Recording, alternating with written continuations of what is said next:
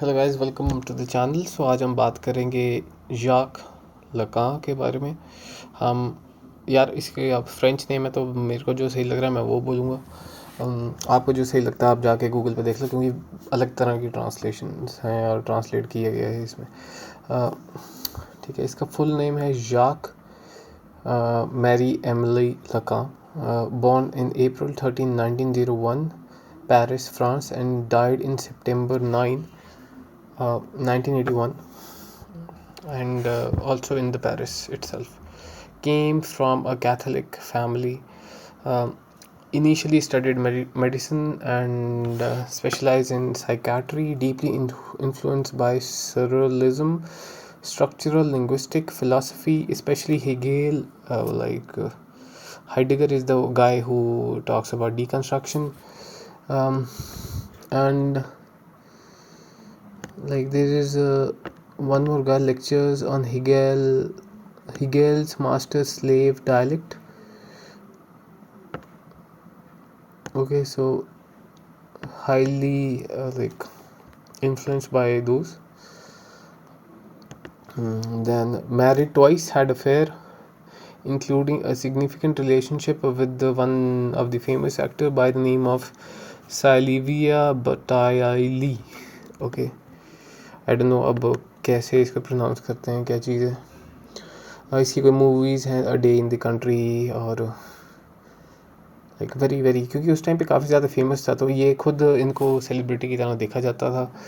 And known for his sharp dressing style, okay, theatral lectures, and tendency to keep audience puzzled for hour intentionally. Okay, इसके जो lecture सुनता था वो amaze हो जाता था, क्योंकि बंदे का स्टाइल इतना सही था, ड्रेस अच्छी तरह होता था। Okay, so very has a charismatic personality. He became famous for interpreting Freud through the lens of linguistics, philosophy, and structuralism, creating what is called like Lacanian psychoanalysis. ठीक है, तो फ्रॉइड के काम को काफ़ी अच्छी तरह इसने बताया और कैसे किया।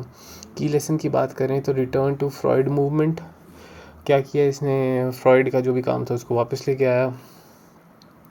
ही reviewed Freud's original radical ideas which had been watered down by the post Freudian analysis. Second काम इसने किया कि language as the centre to the unconscious. His slogan जो था इसका वो ये था कि the unconscious is the structure like a language. जो अनकॉन्शियस है वो बिल्कुल लैंग्वेज की तरह ही है। कॉम्प्लेक्स काम किया, पोइटिक है, एंड काफ़ी अच्छा स्टाइल जो है वो बहुत ज़्यादा लाइक फ्रॉइडियन से मिलता जुलता है। His seminars were legendary for mixing maths, poetry, psychoanalysis, philosophy, and jokes in one sentence. Impact beyond psychology, influence like literal theory, film studies, philosophy, feminism, and even political theory. For example, Zizek, Derrida, Foucault, all emerged with him. Okay, अगर हम इसका जो काम है उसके बारे में बात करें तो लाइक जिजैक जो एक काफ़ी ज़्यादा रिनाउंड पर्सन है in the field of political science. So he also wrote a book by the name of how to read Lacan and confusion is the very process, इसने बोला था लकान ने। सो हिगेलियन थिंकर है।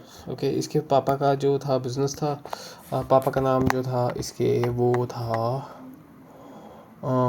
Alfred Lacan, and he stopped believing in God at the age of at the very young age. ऐसा था कि ये इसका जो बेड था, इसने बोला जाता है कि इसके बेड के आसपास जो भी एरिया था, जैसे दीवारें थी, उसके ऊपर इसने स्पिनोज़ा की जो एथिक्स के पेपर थे वो उसको चिपका रखा हुआ था on the walls. And then जैसे मैंने बताया कि यूनिवर्सिटी में इसने मेडिसिन की थी, साइकेट्री की हुई थी। ठीक है, इसने एक मिरर फेस के बारे में बात किया था कि जब एक छोटा बच्चा होता है अराउंड लाइक एक प्रॉपर एज है, हाँ, 6 to 18 मंथ का, तो वो अपने आप को जब देखता है वो बोलता है यार ये मैं हूँ। ठीक है, and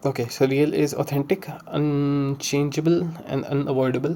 What cannot be fully symbolized or imagined, for example, the raw, traumatic things outside the language. Okay, सो इसने बात करी थी डिज़ायर एंड लैक के बारे में, ठीक है। जैसे आप किसी को देखते हो तो आपके अंदर के डिज़ायर आती है कि यार उसके पास गाड़ी है, पर वो डिज़ायर नहीं है, आपके पास वो नहीं है, इसीलिए वो आपको दुख देती है। So desire is not about getting objects, it's about the endless gap, the lack we try to fill. कि हम जर्मनी जाना चाहते हैं, हम यूरोप जाना चाहते हैं, क्यों? क्योंकि कोई और गया है, ठीक है। बल्कि आपको तो जाना ही नहीं है, आप तो ठीक हो, कमरे के अंदर भी ज़िंदा हो और खाना खा रहे हो, खुश हो, ठीक है। The desire is the desire of the other, कि जो आपकी डिज़ायर है वो आपकी डिज़ायर नहीं है, किसी और की भी डिज़ायर है। So even when we get what we want, the desire shift elsewhere. अगर हमें जो चाहिए वो मिल जाए तो आपकी डिज़ायर कहीं और मूव हो जाती है। फॉर एग्जांपल, आप देखते हो कई लोग शादी करते हैं आज के टाइम में, उनको नहीं अच्छा लगता और वो नई इंडिविजुअल की तरफ भागते हैं, वेदर इट्स मेल और फीमेल, ठीक है। फिर इसने एक कॉन्सेप्ट दिया था जिसका नाम था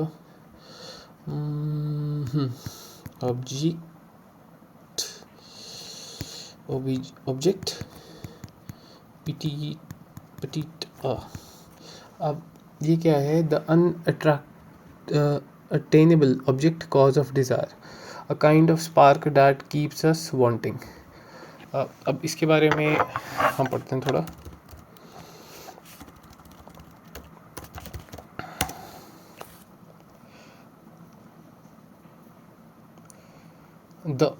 अब इसका ऐसे बोल सकते हैं, the object cause of desire. Okay, so what it is, not the thing you desire itself, but the spark that makes you desire in the first place. So it is called the spark, ठीक है। आपके अंदर एक spark आई। फिर ये बताता है, it's unattainable because it's not a physical object, it's a gap, a missing piece, a lack you are trying to fill. The moment you think you have got it, you realize, nope, it's not that. The desire shift to the something else. Why A? Okay, यहाँ पे A क्यों है, ठीक है। अब इसका मतलब ये है, the A comes from the French word which is called as, जो word है उसका नाम है अट्री, और ट्री, या फिर ऐसे बोला जाए कुछ भी हो सकता है यार, और ट्री या फिर औत्रय, मेरे को क्या पता, ठीक है। अब इसका मतलब है कि अदर क्या, मीनिंग की बात करें, स्मॉल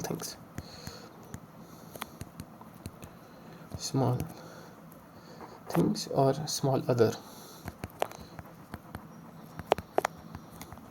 अब इसका मतलब क्या है? Not the big other, capital O, okay, that represent the symbolic order, law, language, society.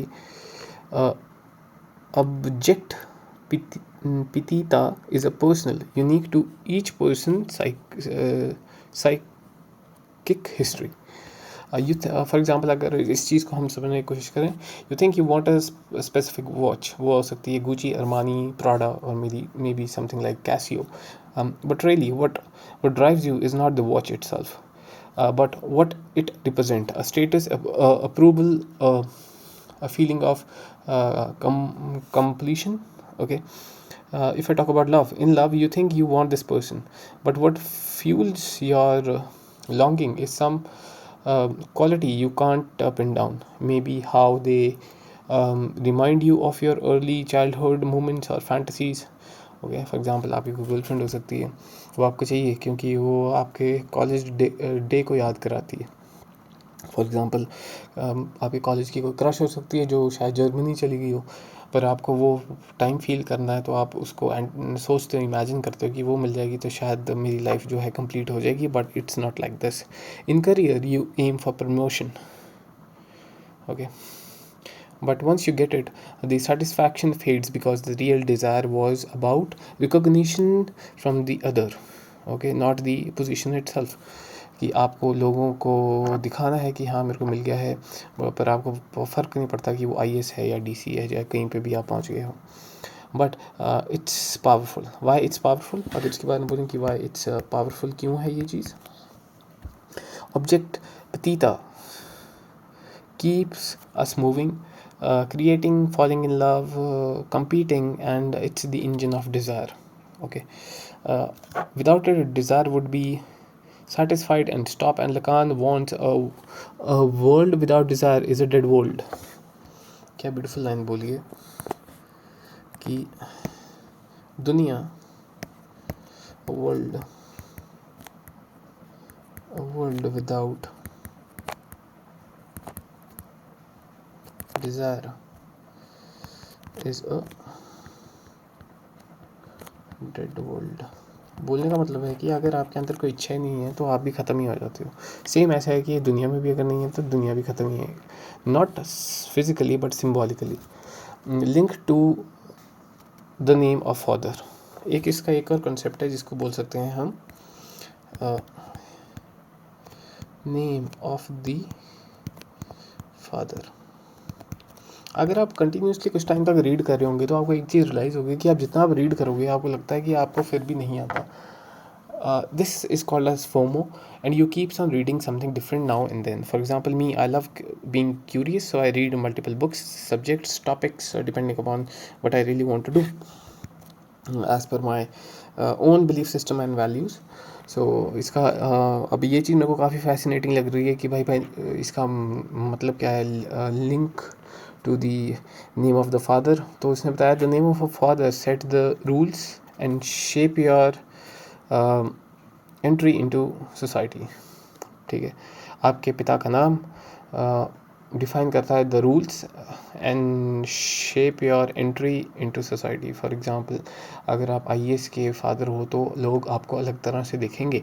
अगर आप एक जूता बेचने वाले के घर पैदा हुए हो तो लोग आपको वैसा देखेंगे. सो इसमें बताया है कि ऑब्जेक्ट ऑफ पतीत, जो ऊपर वाला कंसेप्ट है, object पीतीत is born out of that. Your certain desires are forbidden. You are left chasing substitutes, and that chase never really ends. आप जिस खानदान में पैदा हुए हो आपको बता दिया जाता है कि आप यहाँ तक ही पहुँचोगे. ठीक है, आप अगर किसी गरीब के घर पैदा हो तो आपके लिए पैसा ही सब कुछ है. अगर आप किसी अमीर के लिए पैदा हुए हो, क्योंकि पैसा तो है ही, फिर आप you chase something different stuff. For example love, may be some people like to chase relationships.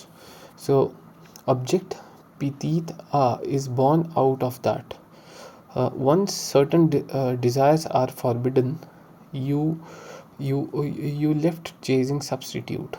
आपको बोल दिया जाता है आपके, क्योंकि आपके फादर ऐसे नहीं, तो आपको बोल दिया जाता है कि आप यहाँ तक नहीं जाओगे, आप आगे नहीं बढ़ोगे, and that chase never ends. Okay, so अगर नेम ऑफ द फादर को हम और इसको सिंप्लीफाई करें तो एक नॉमदू, फिर ठीक है, ये फ्रेंच वर्ड है. अब इसका मतलब क्या है? It's not about a biological father, it's a symbolic function in Lacan psycho analysis. कि फिज़िकली बायोलॉजिकल फादर की बात नहीं हो रही है, ये एक फंक्शनल सिम्बॉलिक फादर के बारे में बात हो रही है. It represent the authority of symbolic order. For example language, law, rules of society. That's very nice. इसमें कानून की बात हो रही है, इसमें लैंग्वेज की बात हो रही है, इसमें रूल्स ऑफ द सोसाइटी की बात हो रही है, इसमें रूल्स ऑफ द सोसाइटी की बात हो रही है. That structures the child's reality. अब ये क्या चीज़ें करती हैं? ये एक चाइल्ड की रियलिटी को ओके चाइल्ड की जो एक रियलिटी को ये स्ट्रक्चर करती है.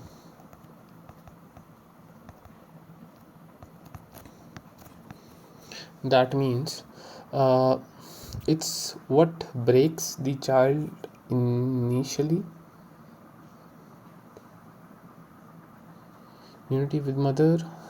It what breaks the child's initial unity with the mother and intersects them into the society and linguistic world.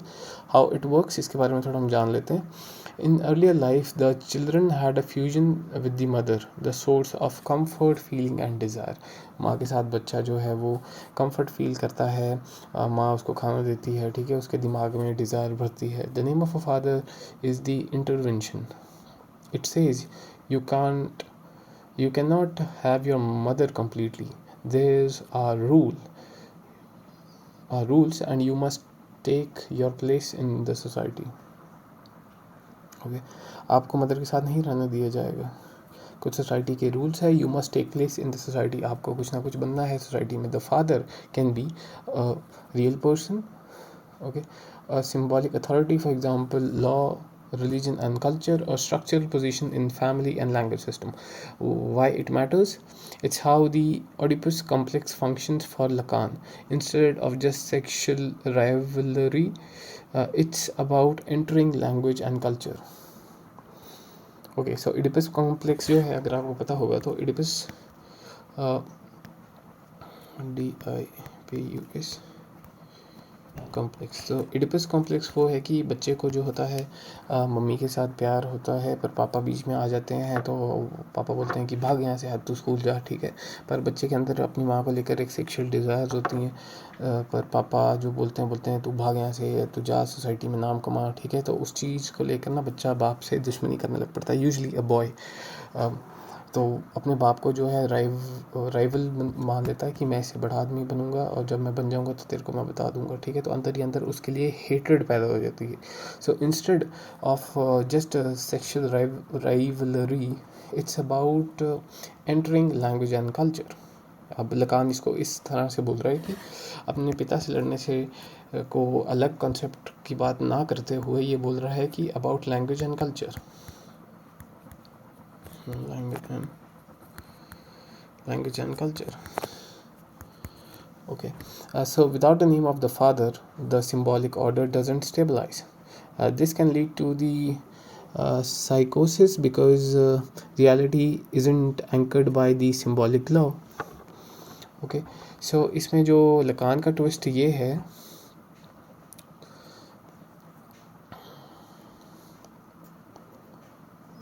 तो लकान एक ना जोक मारता है, उसको बोलते हैं name of the father sounds like no of the father,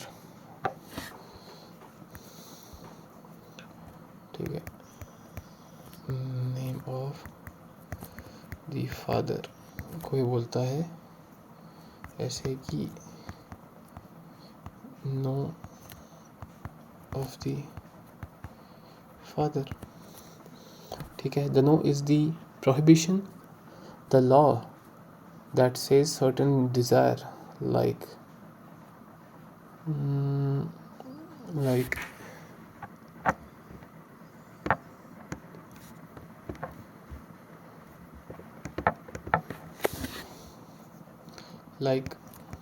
incest with the mother. Incest with the mother मतलब वही कि sexual relationship between two closely related, for example mother and child. Okay, so we'll study more about the guy itself. The unconscious is structure. Okay, next concept के बारे में बात करेंगे. वो ये है कि the unconscious is structured like a language, ठीक है. सो अनकॉन्शियस जो आपका अनकॉन्शियस है वो एक इज़ स्ट्रक्चर्ड लाइक लैंग्वेज, ठीक है. जैसे लैंग्वेज का एक स्ट्रक्चर है, पीछे ही बड़ी ज़्यादा चीज़ें इंटरकनेक्टेड हैं, ठीक है, एक चीज़ दूसरे के साथ कनेक्टेड है. तो ये बोल रहे हैं हाँ ये वैसा ही है, तो हम उसके बारे में ये बात टिप्पणी करता है, कुछ बोलता है, तो क्या बोलता है, लेट्स ट्राई टू अंडरस्टैंड. सो ये बोलता है dreams, slip of tongue and symptoms operate by the metaphors, puns and language like rules. Okay, तो we'll study about this. अगर हम इसको कंपेयर करें कि या किस किस चीज़ों से वो मिलता जुलता है, so let's study about him, about Freud and Lacan, ठीक है. तो यहाँ पे हम जो है एस्पेक्ट्स के बारे में बात करेंगे, ठीक है। So let's study about core view of the mind. Okay, core view of the mind. तो भाई फ्रॉइड बोलता है कि माइंड डिवाइडेड इनटू इड, ये हमने पहले समझ लिया है कि id, ego and super ego, इसकी आइसबर्ग कॉन्सेप्ट के बारे में। सो वेयर एज लकान बात करता है mind structure around imaginary, symbolic and real.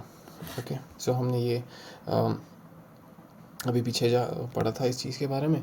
सो ये बोलता है नेक्स्ट कॉज ऑफ न्यूरोसिस, ठीक है, कि ये यार जो कंटिन्यूसली एंग्जाइटी रहती है, डिस्ट्रेस रहता है, ठीक है, स्किज़ोफ्रेनिया जैसी चीज़ें होती है। कॉज ऑफ न्यूरोसिस क्या है? तो इसने बताया है कि represent instinct and childhood experience, कि आपने रिप्रेस कर रखी हैं चीज़ें। फॉर एग्जांपल आपने मदर के साथ सेक्स नहीं कर सकते, बहन के साथ आप सो नहीं सकते, ठीक है, आप लड़की फादर के साथ सेक्स नहीं कर सकती, और फादर जो है वो लाइक अपनी बच्ची के साथ नहीं कर सकता। और कल्चरल में ये है कि अपनी भांजी भतीजियों की तरफ बुरी नज़र नहीं रख सकते। So these are the repressed instincts, ठीक है, जो आपने रिप्रेस कर रखी हैं। तो ये कहीं ना कहीं आपकी नील बाइटिंग में निकलती है, आप कंटिन्यूसली इसका सिर में खारिश करते रहते हो, ठीक है, कई कई लोग नाखून खाते रहते हैं। तो ये वो सब चीज़ें। सो आपके बचपन के चाइल्डहुड एक्सपीरियंसेस, फॉर एग्जांपल आपको किसी ने थप्पड़ मार दिया, या फिर आप बुली हुए हो, या फिर आपको अब्यूज़ हुआ हो, या फिर आपको मुक्के पड़े हो, ठीक है, कहीं ना कहीं ये कॉज करती है एज पर फ्रॉइड न्यूरोसिस। वेराज अगर लकान की बात करें तो ये बताता है disruption in language, symbolic order and desire. Okay, disruption in language, आपकी बोलने का पता नहीं है आपको क्या बोलना है, कैसे बात करनी है। सिम्बॉलिक ऑर्डर, इसके बारे में हम बाद में बात करेंगे। डिज़ायर, ठीक है, कि आपको कुछ और चाहिए, आप हो ही नहीं पा रहा है, तो आपको बहुत ज़्यादा न्यूरोसिस होती है, ठीक है। व्यू ऑन अनकॉन्शियस के बारे में बात करें, व्यू ऑन, अगर हम व्यू और अनकॉन्शियस की बात करें तो ये बताता है रिजर्वॉयर ऑफ रिप्रेस्ड विशेस, ठीक है। अब जो अनकॉन्शियस है वो उसके अंदर हज़ार तरह की विशेस हैं, कि वो मर्सिडीज़ ले ले, या फिर स्काई डाइविंग कर ले, या फिर कुछ कर ले, पर कहीं ना कहीं वो विश जो है वो पूरी नहीं होती है, ठीक है। और अंदर ही अंदर बहुत सारा एक रिजर्वॉयर है, एक टैंक है, एक बाल्टी है बहुत बड़ी सी, एक स्विमिंग पूल है जो भरा हुआ है विशेस से। और ये बोलता है कि system structure like a language, ये बोलता है कि जो हमारा अनकॉन्शियस है वो एक सिस्टम है स्ट्रक्चर्ड लाइक अ लैंग्वेज, जो भाषा की तरह बिल्कुल उसका स्ट्रक्चर्ड है। इडिपस कॉम्प्लेक्स के बारे में बात करें,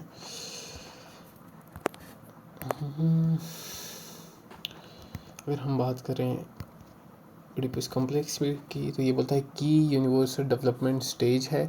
ये बोलता है स्टिल, जो लकान बोलता है वो it's still central but reframed in terms of entry into the symbolic order. Okay, if I talk about this guy, the concept is